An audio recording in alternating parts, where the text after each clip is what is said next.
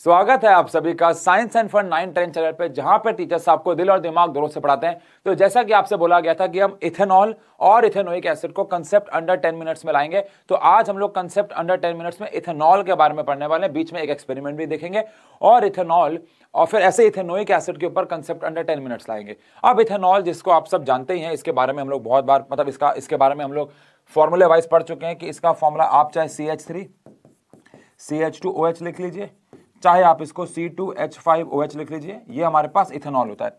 वैसे तो बहुत सारे एल्कोहल्स होते हैं। एल्कोहल मतलब कार्बन के साथ OH लगा, उसको हम एल्कोहल बोलते हैं। Ethanol, methanol, propanol, butanol, pentanol, hexanol, lepton, ऐसे तो बहुत सारे एल्कोहल है, लेकिन सबसे ज्यादा इस्तेमाल होने वाला एल्कोहल जो है वो इथेनॉल ही है। ये इतना ज्यादा इस्तेमाल होने वाला एल्कोहल है कि सिर्फ एल्कोहल नाम से भी ये जाना जाता है।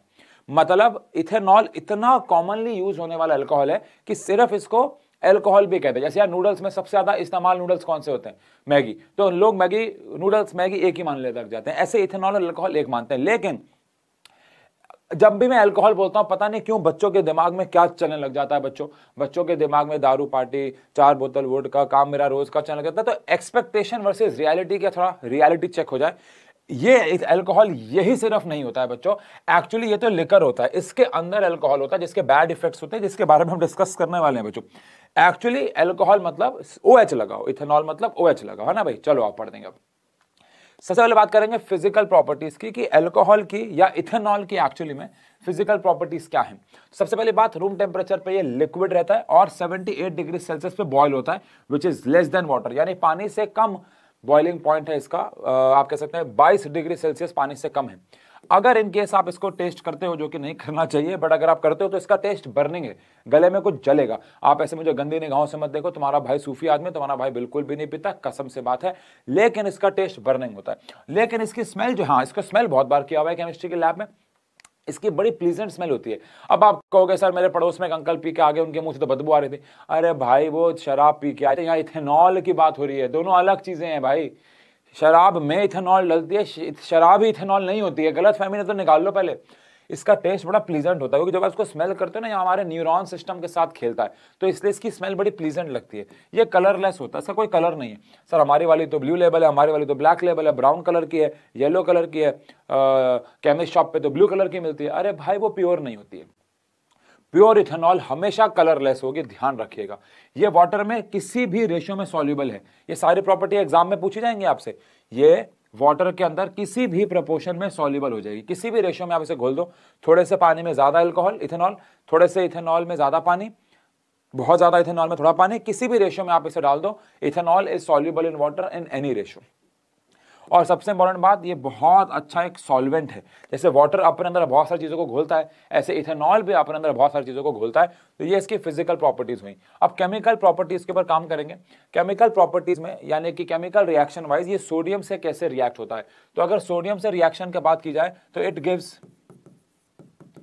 Gives hydrogen gas with sodium. Sodium के साथ ये हाइड्रोजन गैस जो है वो रिलीज करेगा। कैसे आओ देखें। जैसे कि हमारे पास CH3 CH2OH है, इथेनॉल है। अगर मैं इसको सोडियम के साथ रिएक्ट करा दूंगा तो CH3 CH2O माइनस, यहां से H निकल जाएगा और Na+ लग जाएगा। बैलेंसिंग तो हम लोग कर ही लेंगे यार, बैलेंसिंग का खेल नहीं है, बैलेंसिंग तो हम कर लेंगे।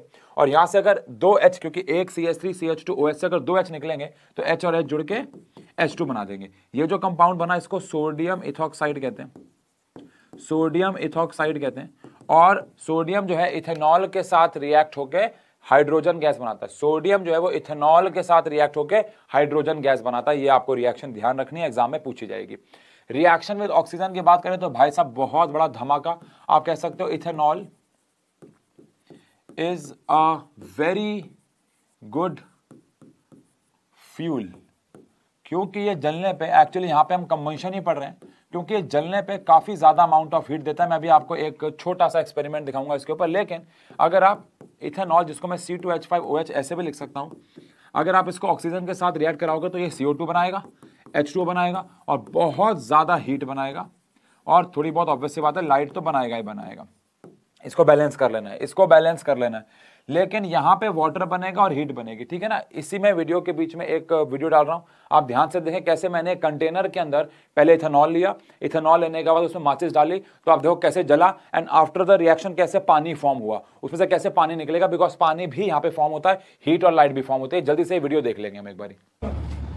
अच्छा, अब इसके अंदर हमने इसको थोड़ी देर के लिए घुमाया ताकि ये वेपराइज हो जाए। क्या हो जाए?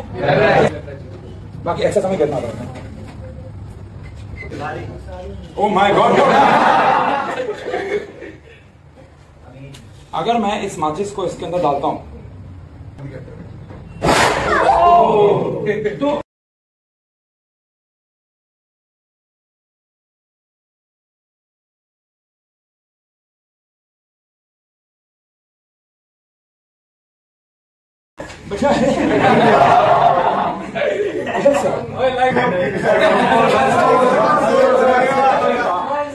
अच्छा, आपने देखा मैंने इसको पूरा उल्टा किया था। अब एक चीज दिखाता हूँ, साइंस भी समझे।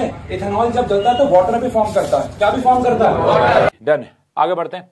आई होप आपने देखा कि कैसे इथेनॉल ऑक्सीजन के साथ रिएक्ट होकर large amount of heat, water और लाइट जो है वो बनाता है, तो इसलिए बहुत अच्छा फ्यूल भी है। इसके बाद इसकी डिहाइड्रेशन रिएक्शन की बात करें तो अगर मैं अल्कोहल को H2SO4 से रिएक्ट कराता हूं तो ये पानी का लॉस करवाता है। ध्यान से सुनना, CH3 CH2OH ये हमारे पास इथेनॉल है। अगर मैं इसको कंसंट्रेटेड H2SO4 से रिएक्ट कराऊंगा, ऑब्वियसली बात है इसको हीट भी करना होता है 343 पे केल्विन पे, आप सिर्फ हीट भी लिखोगे तो चल जाएगा। बहुत ध्यान से सुनना है, जब भी मैं इसको हीट कराऊंगा तो यहां से इस वाले कार्बन से OH और इस वाले कार्बन से एक H, इस वाले कार्बन से एक H और इस वाले कार्बन से OH का लॉस हो जाएगा और H2O निकल जाएगा।